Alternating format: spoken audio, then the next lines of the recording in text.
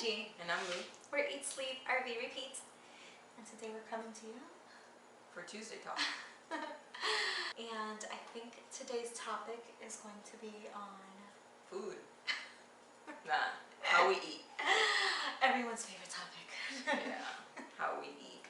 We've had a couple of inquiries and we decided to address it. So we're going to give you like a foundation, I guess, of how we eat, how we used to eat and how we eat now. Right. And a little overview of the changes, for sure. Yeah. So do you want to start or should I start? Yeah, so like, you know, we grew up with our grandparents, both of us. Yeah. And our grandparents were Cuban, born and raised in Cuba. And so our staples were Cuban food. That's what we ate. We ate that for breakfast, lunch, dinner, snacks. What does Cuban food consist of? Yeah, right? I'm sure they're wondering, like, what's different? So like the first thing it consists of is the amount of food that gets served. Portion, yes. Grandma would fill the plates to the rim. Yeah, it's a huge plate of food and you have to eat every grain in the plate or else number one, you're wasting food and number two, you must have not really liked it. My cooking sucks because you didn't eat all of it. Yeah, that's the first rule of Cuban food eating. The second rule would be white rice. Yeah, that's a staple in an everyday meal.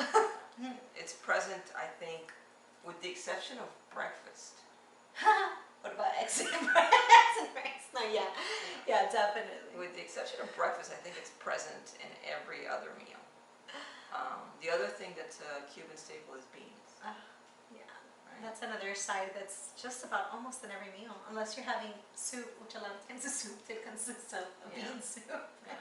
So it's like black beans and red beans and white beans and bean soup. You know, so it usually, for me anyway, my grandmother was an amazing cook and everybody would always ask her to cater events. And usually it consisted of something like this. You'd get a soup, a chicken or beef soup, and that was loaded with like noodles and like potatoes and yuca and the meat itself and pumpkin, all sorts of things. Yeah, a lot of produce. And then that was your appetizer, which was a huge bowl of soup.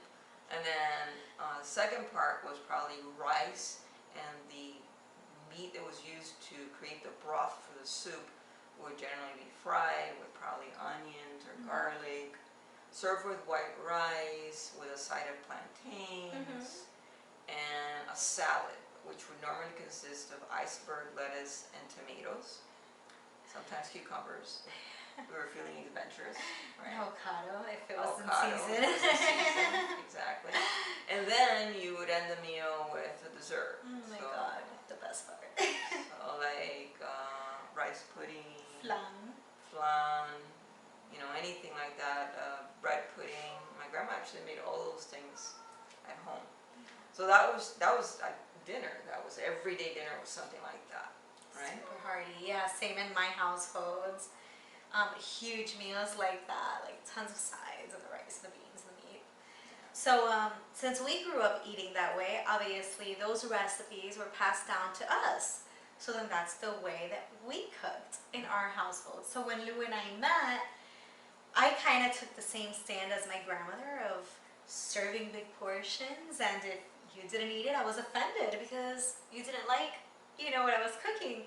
And over time, 16 years eating that way every single day, we're not children anymore, you guys. You know, we're not losing weight as quickly and as easily as we once did. So the weight started to pile on, and you know, it was unhealthy. I'll just let you get into those parts, but like medical concerns would come. That's probably what I'm trying to say. Medical concerns, and we realized it was. You realize it was time to make a change. Well, I didn't realize that on my own, to be perfectly honest, you know.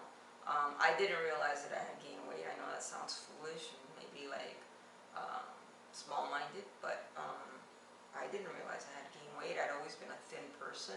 I'd always been someone that could eat anything I wanted, and when I say anything I wanted, it could have been like one of those Cuban staple dinners or just junk food, McDonald's, go to have a Big Mac with a side of a cheeseburger and a fry and a vanilla shake, and I never gain weight. I mean, to me, honestly, I've never had a weight problem, and so I didn't even realize I was gaining weight, but I was gaining weight. Of course I was, right?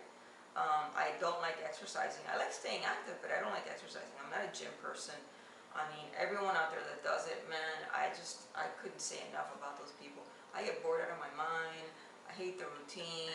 I don't like being around too many people, so none of that, like, really makes me a gym person. But I do like to stay active. So I went on one of those, like, annual checkups. Mm-hmm. And Physicals? right, one of the things that came back was that my A1C levels were high.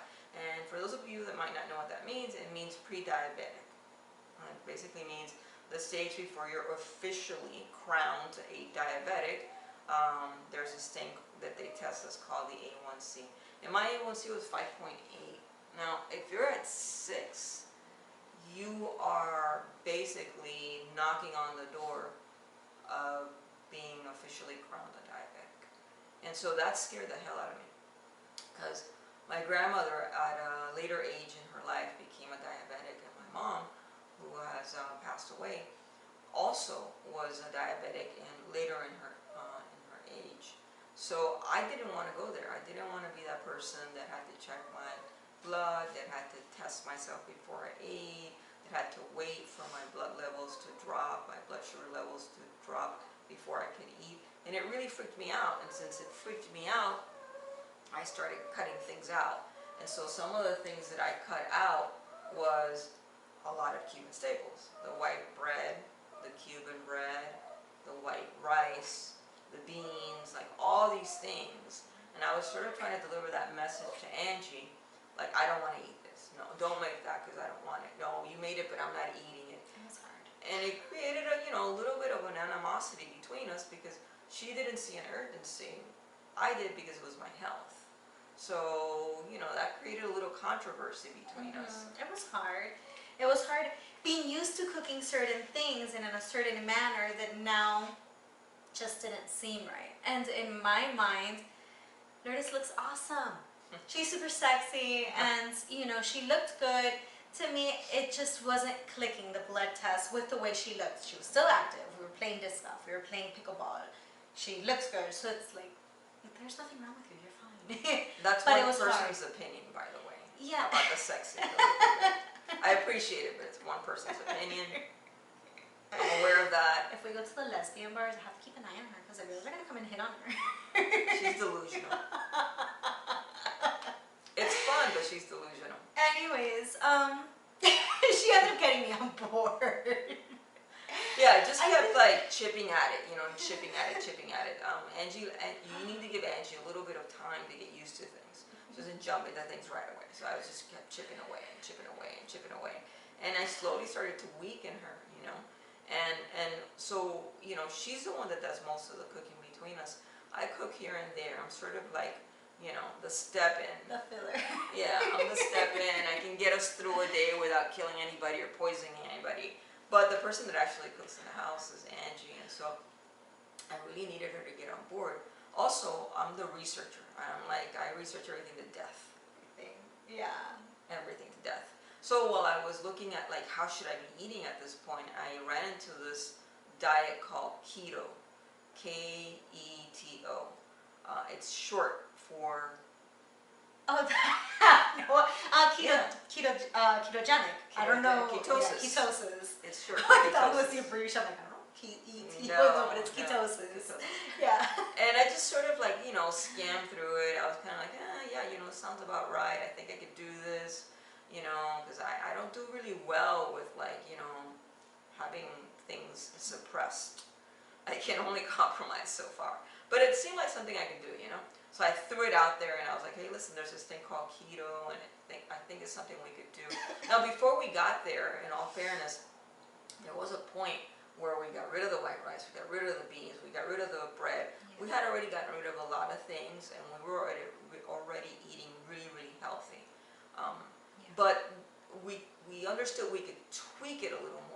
And so I sort of like planted the seed with Angie, and she like just grabbed it and just like ran with it.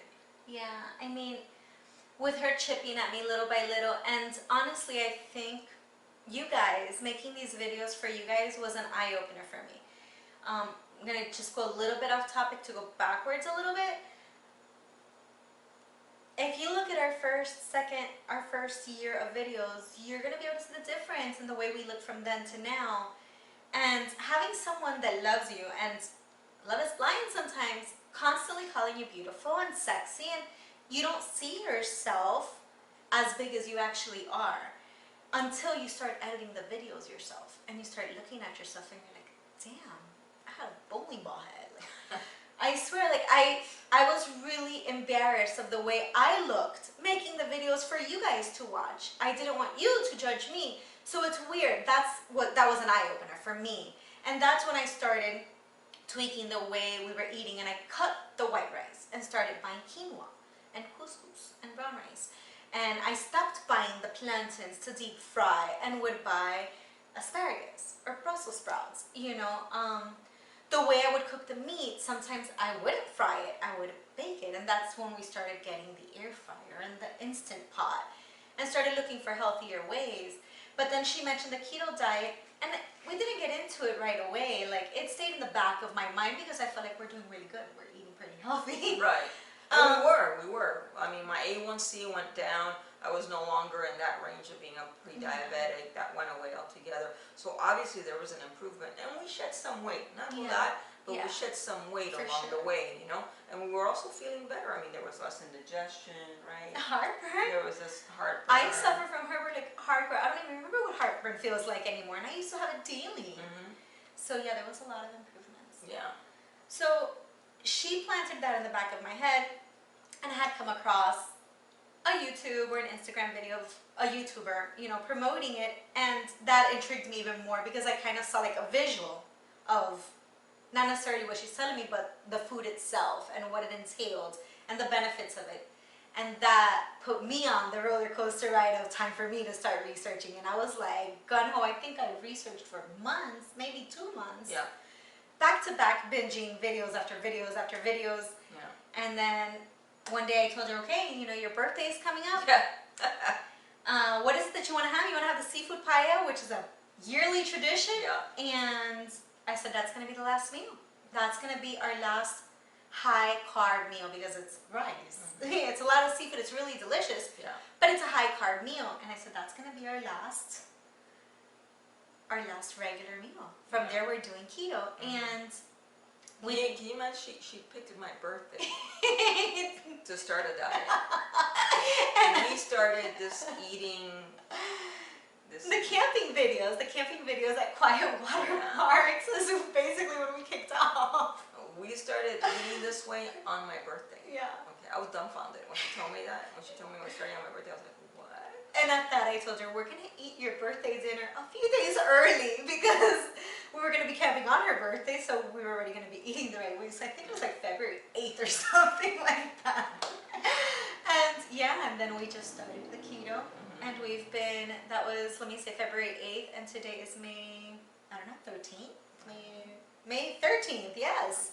So it's been pretty awesome. We haven't cheated. We haven't derailed ourselves. I don't feel deprived. I laugh and I point at her because. Yeah, I do have, you know, so like, if I'm being realistic, if I'm being honest, do I miss white bread? Tremendously. I am a huge bread eater. Like, I would devour a croissant right now if I could, you know? I would devour a loaf of Cuban bread right now. I would just like slather it with like butter and put it in a panini press and just sit there and just devour it if I could. I know it's not good for me. I know that the results on the other end are not going to be great, you know?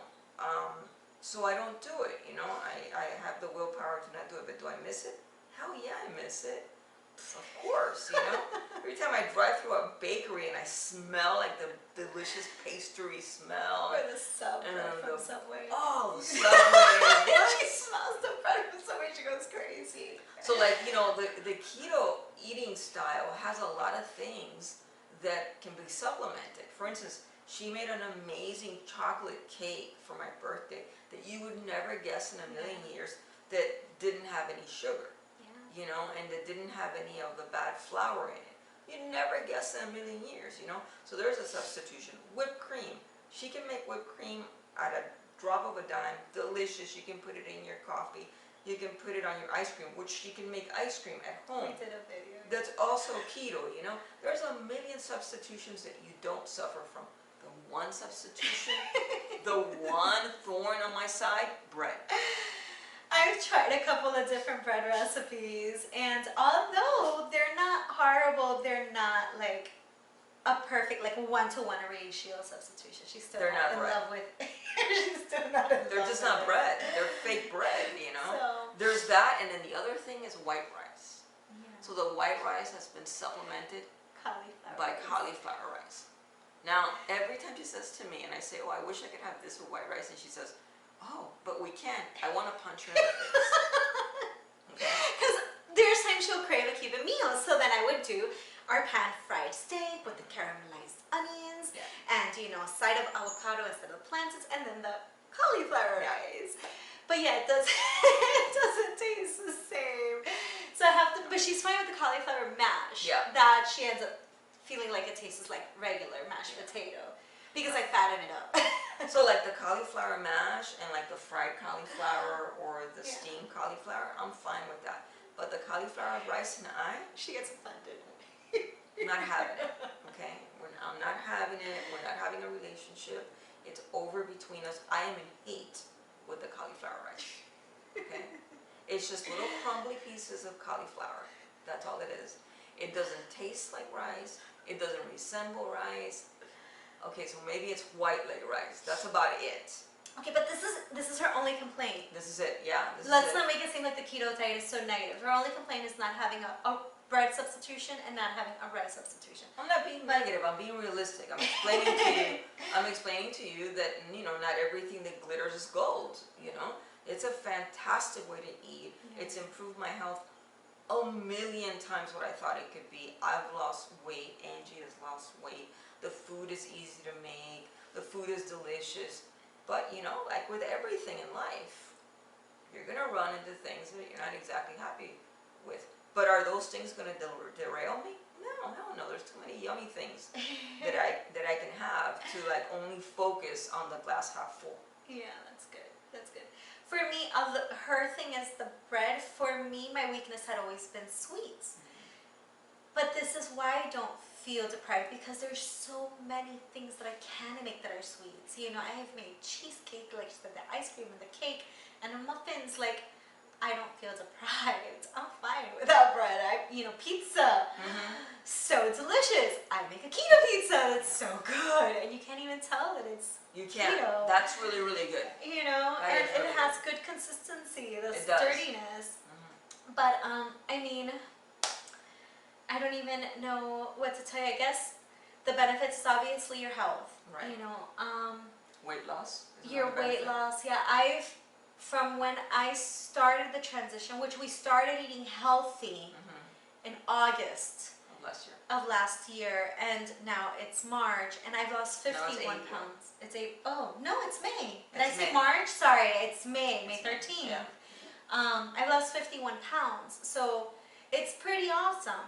You know, you don't have to exercise as much on the keto diet as what I had to do when we were eating healthy to try to balance it. I'm still dropping, and it's been raining for the past couple of weeks. We're probably active 1 or 2 days out of the entire week. Yeah, we haven't been able to be because because it's been pouring, but yet the scale keeps going down and down. So that's pretty awesome.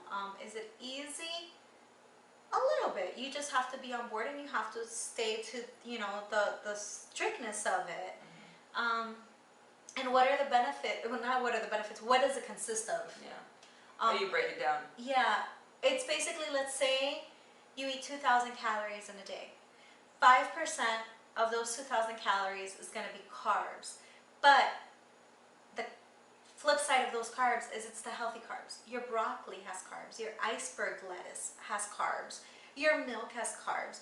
So 5% is a very low amount, so you need to put in those carbs into the healthy portion, into your broccoli, into your cauliflower, into your asparagus, into your milk, into your cheese, not into white rice, not into legumes and beans, wheats and flours. And then 20%, I like doing the math in my head, 20% of those calories is your protein. And it's fine to have fatty meat. So if you want to get the 73% fat ground beef instead of the 73% lean instead of 99% lean, go for it. Animal fats are great for you. You want your body to have those fats. So yeah, your meat, your chicken, your fish, what else is protein? Your milk and your eggs, your cheeses. Bacon. Yeah, some of those things cross like it's meat and fat. And then, believe it or not, 75% of those calories is going to be your healthy fat. And that's not your vegetable oil. That's not your canola oil. Like, you want to stay away from that because it's bad. That's polysaturated. And it's higher in omega-6s than it is in omega-3s, and what you want is the omega-3s. Not to get too technical, but stick to your avocado oil, your EVO oil, your coconut oil, your macadamia nut oil, your salmon high in fat, your avocado high in fat.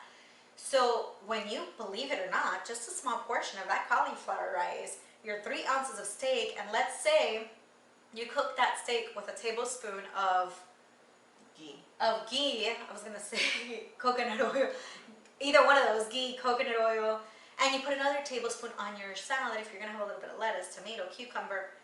That's a lot of fat already between that tablespoon of the coconut oil and that tablespoon of the EVO oil, and then if you have a side of avocado, that's a lot of fat too. And all that fat, even though it's a small portion of food, is super filling. And it's super satisfying. And you'll look at the plate, and it's happened to her a million times where she comes to the table and she's like, ugh, I'm going to be starving after this. And maybe 3/4 of the way, she's like, I can't even eat anymore. You know, you're already full, you're satisfied. And basically what happens is once you decide that you're going to do the keto diet, 3 to 7 days into starting it is basically when your body converts to be into ketosis. And what that means is that your body is not burning its energy. You're going for a walk, you're going for a run, you're going for a hike, anything you do, the energy that you burn on a daily basis, you're not burning it from the carbs and the sugars that you're having every day, the sugar in your coffee, the rice, or everything. That's what your body's getting its energy from, is the fuel of your carbs and your sugar. Since now I'm depriving my body of that, no more sugar. Now you're burning off of the fat that's stored in your body. So you're naturally burning everything that you have. And although you might not see it in the scale sometimes, you're going to see it in inches, because I've hit plateaus.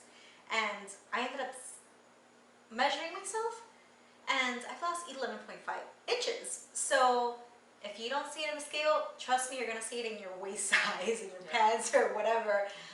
So just keep at it. It's great for you. And so another thing we're going to do is that we're going to have upcoming videos of Angie cooking.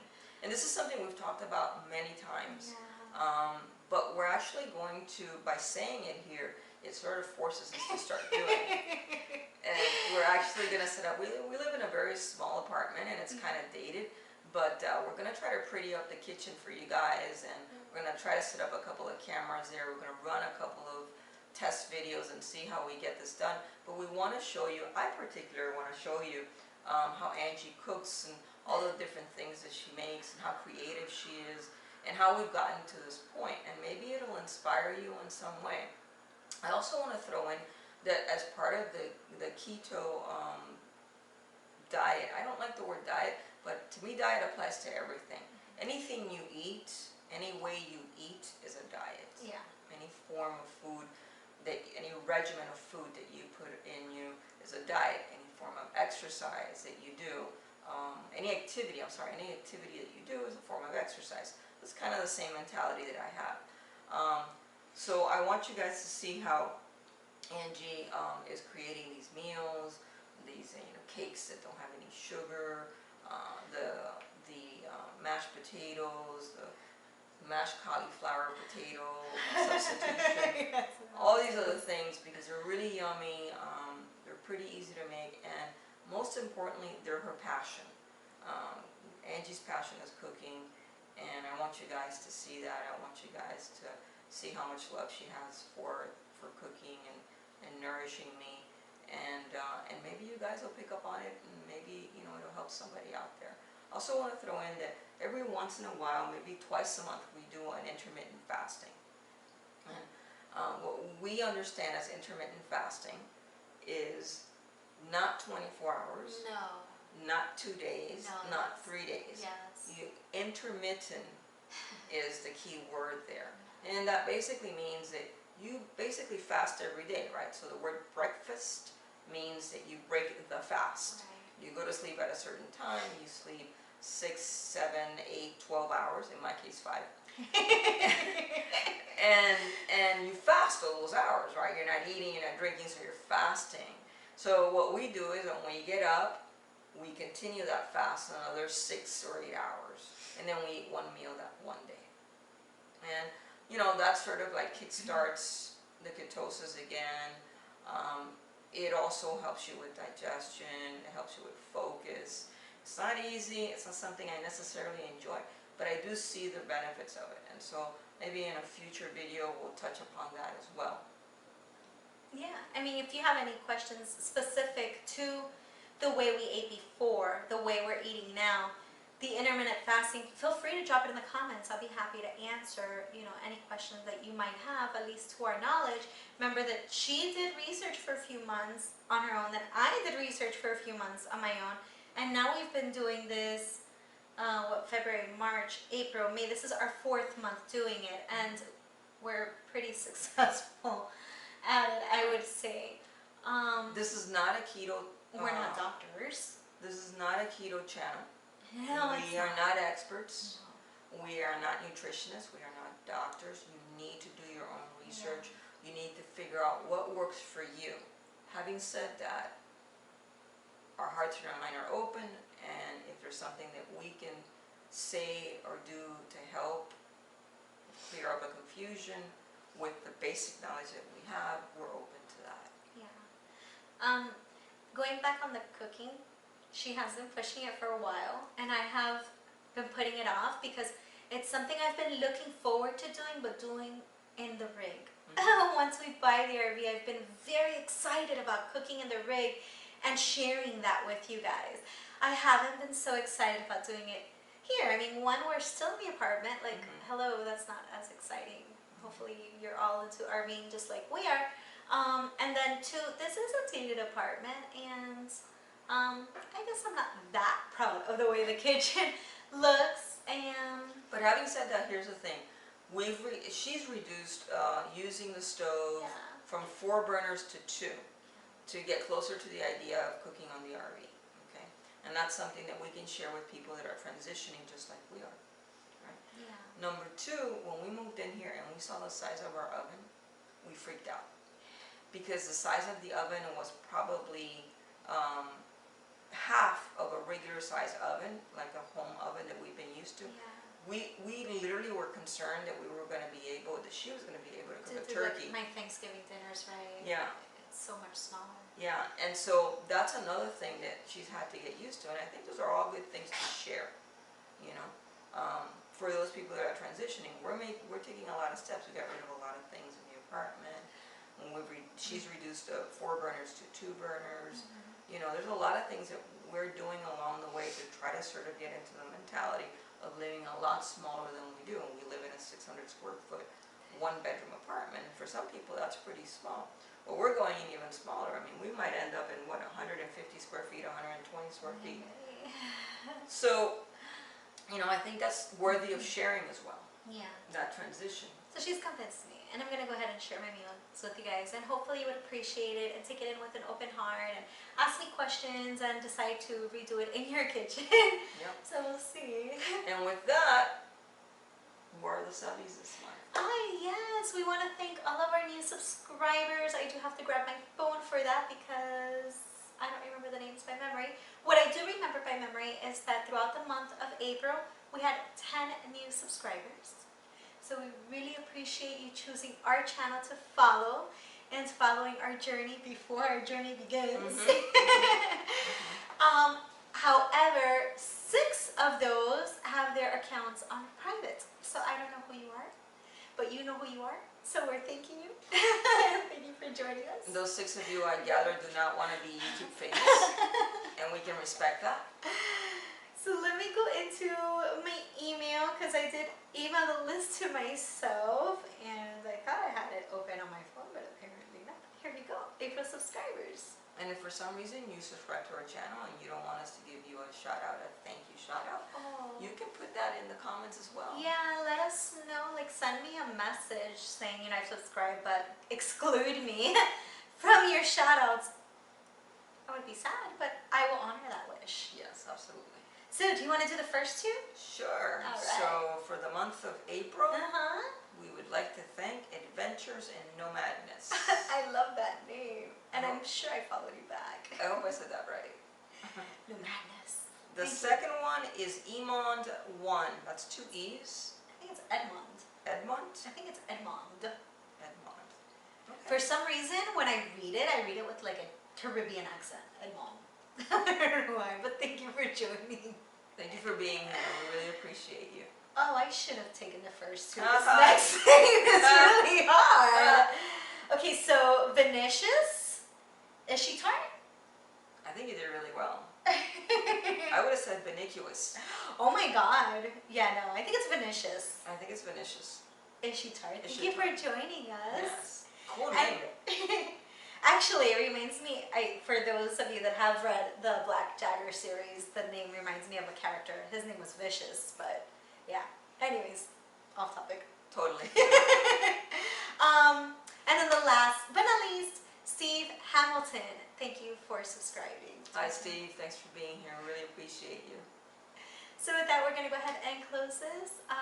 Thank you so much for watching this video, for subscribing. If you have not subscribed yet, please click that subscribe button and follow our journey before we begin our journey. Give us a thumbs up. If you like this video, give us a thumbs down. If you didn't like it, it's all good. I'm going to wonder who it was, and I'm going to find you now. It doesn't matter. We have an open mind. It's okay. We accept thumbs up and thumbs down. I look forward to reading your comments and answering each and every single one of you. And we thank you for watching, and we will see you soon. Bye, guys.